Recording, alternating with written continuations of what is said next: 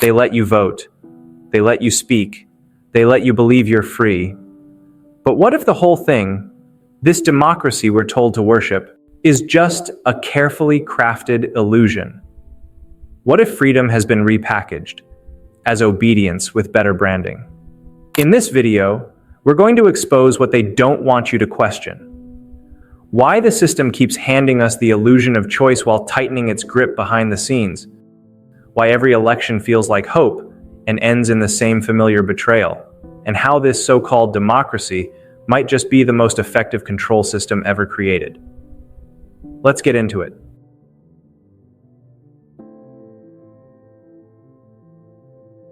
None are more hopelessly enslaved than those who falsely believe they are free. In today's democracies, we're taught to believe that voting equals freedom, that having a voice means having power, and that living in a free country automatically makes us free. But beneath the polished surface lies a far more controlled and managed reality, one that offers the appearance of liberty while subtly ensuring obedience. Alexis de Tocqueville warned that modern democracies could gradually slip into a gentle form of tyranny, not through violence or open repression, but through the slow spread of bureaucratic control. He described a system in which the state covers the surface of society with a network of small, complicated, minute, and uniform rules, which does not tyrannize, it hinders, it represses, it enervates, it extinguishes, it stupefies, until each citizen becomes nothing more than a flock of timid and industrious animals of which the government is the shepherd. On the surface, people still vote and speak, but the choices they make are quietly shaped by invisible forces, unelected experts, regulatory systems, and managed narratives. Even centuries earlier, Plato recognized this pattern. The excess of liberty, tyranny naturally arises out of democracy, he wrote. When everything becomes unrestrained and chaotic, people grow tired of disorder and begin to crave authority. In their desperation for structure, they open the door to authoritarian control, often without realizing it. In the modern world, this process plays out in elections. We're told elections give us power, but the reality is far more manipulated. Campaign rules, redistricting, media bias, and corporate influence often decide the outcome long before ballots are cast. Even institutions that are supposed to represent the people, like NGOs, activist groups, and public protests, can be repurposed to serve the state. Some governments allow the appearance of civil society, using it to maintain the image of a functioning democracy. But behind the scenes, they still control the game. They've learned how to play democracy while holding on to power. And what about freedom of speech? Technically, you're allowed to speak your mind.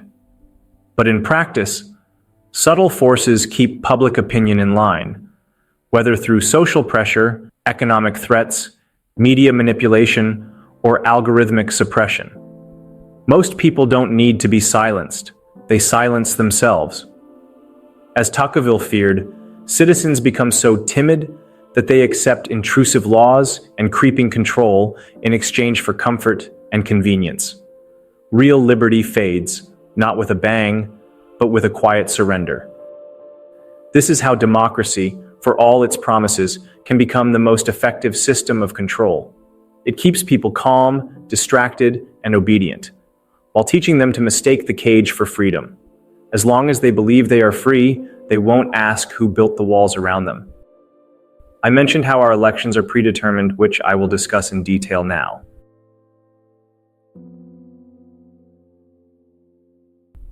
The smart way to keep people passive and obedient is to strictly limit the spectrum of acceptable opinion, but allow very lively debate within that spectrum. In modern systems that claim to be democratic, the winners are frequently predetermined by elite interests long before election day.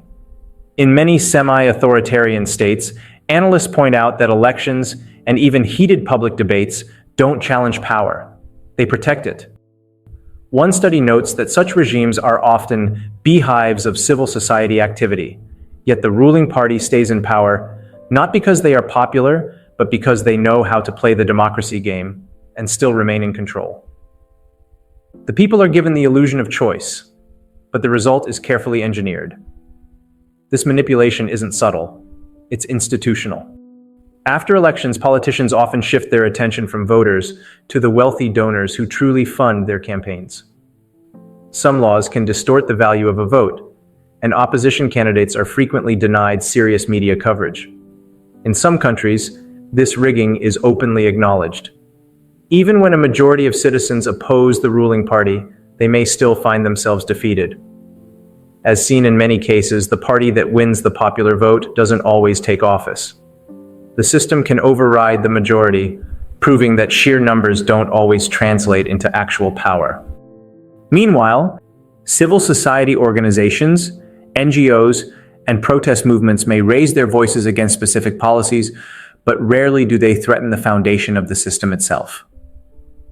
As one analyst observed, these forms of civic engagement often coexist peacefully with authoritarian rule, only because the rulers have learned how to play the democracy game without risking their dominance. They are what we can call puppets of Machiavellian laws, which I will discuss now.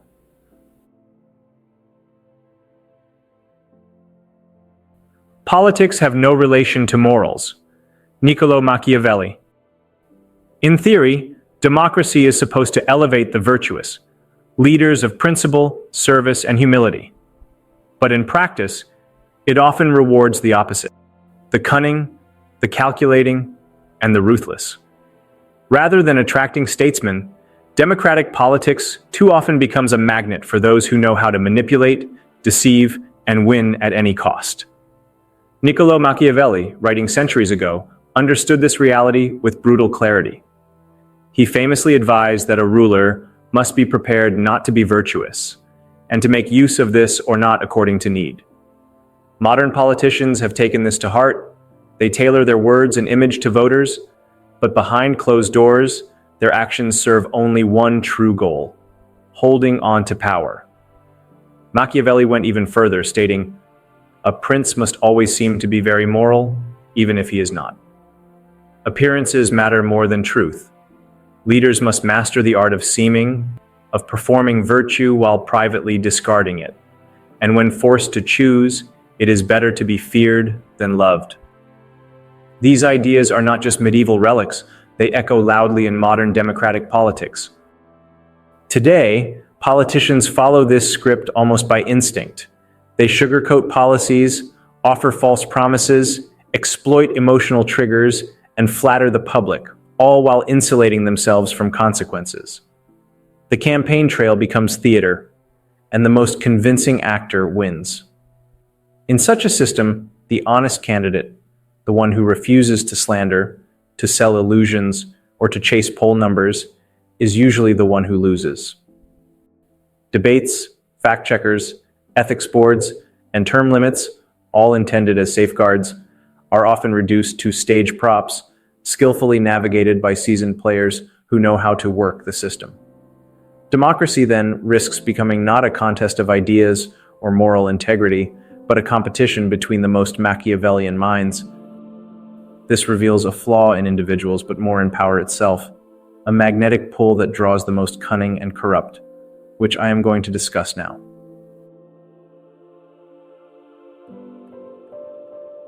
Power is a strange magnet. It does not merely attract, it selects. And it rarely selects the humble or selfless. Instead, it calls to those most willing to deceive, distract, and dominate.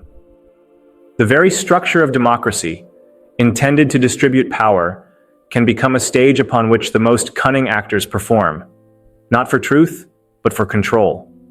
As Lord Acton famously warned, power tends to corrupt. Absolute power corrupts absolutely. And John Adams echoed this truth across time, observing that absolute power intoxicates alike despots, monarchs, aristocrats, and democrats. The democratic ballot may elevate a person to power, but it offers no guarantee of their restraint once they have it. Representation over time can slide into domination. What begins as leadership becomes ownership. Democracy, when misunderstood, romanticized, or left unchecked, can slowly transform into a performance. As Alexis de Tocqueville warned, democratic societies can be subdued not with violence, but through a network of small, complicated, uniform rules that gently ease citizens into quiet dependence. In such societies, the people still vote, but the game is rigged long before they arrive at the booth. History does not whisper this lesson, it shouts it. Again and again, democratically elected leaders have climbed to power using the very tools of democracy: public support, institutional legitimacy, emotional rhetoric, only to dismantle the system from within. The vote becomes a weapon, the media, a mouthpiece, institutions, mere puppets. Liberty is proclaimed loudly, while authority tightens silently. And still, the people cheer. They cheer not because they are blind, but because they are tired. George Bernard Shaw noted, "The people do not care how they are governed, so long as they are well governed." But that craving for order, for comfort, for someone to take care of it all, becomes fertile ground for tyranny. As disorder rises and freedom begins to feel like chaos, the masses yearn for a figure who promises clarity and strength, a protector, a unifier, a savior. Adams captured this psychological shift by saying this: as democratic freedom unravels, the people eventually cry, "We must unite in some clever fellow who can protect us all. We must submit to one or another of them, and swear that he is the greatest, best, and finest man that ever lived." And just like that, democracy surrenders itself, not to an idea, but to a man. It doesn't look like tanks in the streets, it looks like press conferences, patriotic speeches, and promises of protection. What emerges is not hard tyranny, but soft totalitarianism, a system in which citizens willingly trade freedom for a curated sense of peace. They sleepwalk into their own subjugation, and they call it progress. Will Durant, chronicling the rise and fall of civilizations, warned of this same dynamic.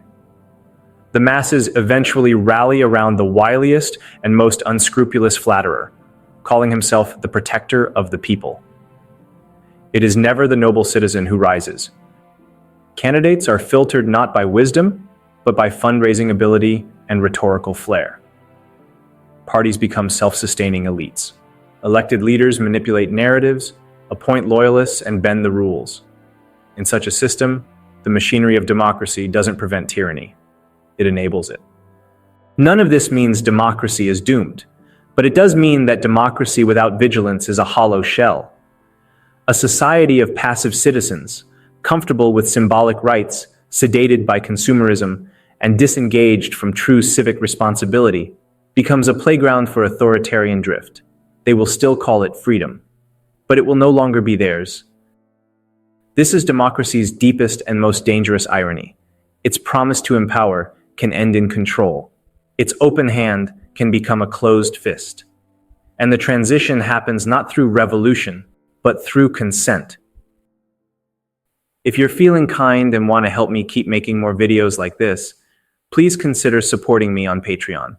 You'll get exclusive content just for members.